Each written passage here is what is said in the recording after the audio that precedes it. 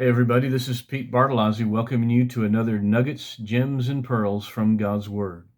Today's pearl is entitled Meekness versus Humility, Part 2. Again, in Part 1, we looked at Matthew chapter 11, verse 9, where Jesus made the statement, I am meek and humble of heart. We looked at the word humble in Part 1. Now let's take a look at the word meek. Meek has often been viewed and presented as though it means weak. But the contrary is actually true. It has something to do with strength. The Greek word for meek is praus, meaning temperate, displaying the right blend of force and reserve or gentleness.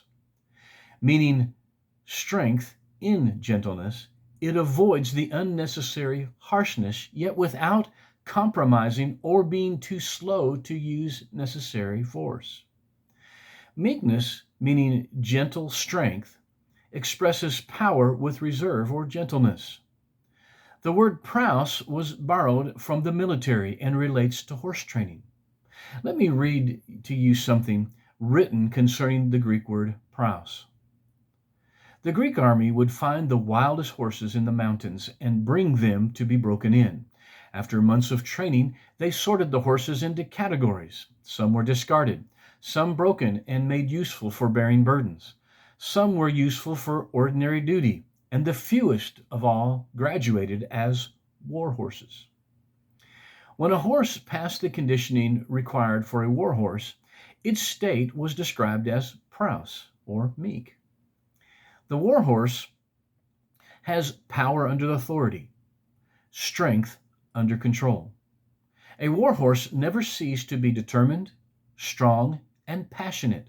However, it learned to bring its nature under discipline.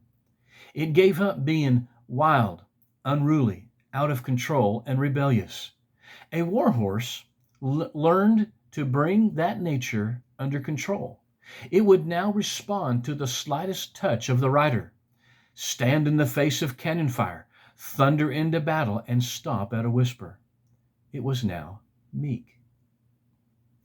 The Greek called the meek or a horse meek when the horse got to the level of training where it would obey the rider, that no matter what was going on, it could be trusted in the heat of battle not to do something stupid or foolish, that the rider knew he could trust the animal, that it would obey him no matter what. It had tremendous power, capacity, and ability, but this horse has given up its own way and is allowing itself to be guided by the master. This is what the word praus, or meek, means. It means submission to the master.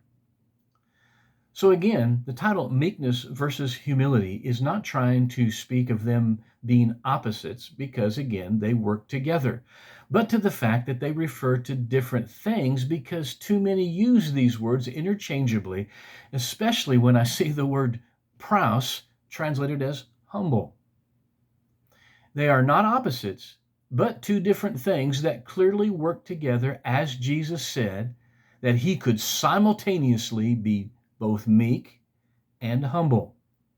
This combination of meek and humble is what we must learn, especially as we move up in leadership.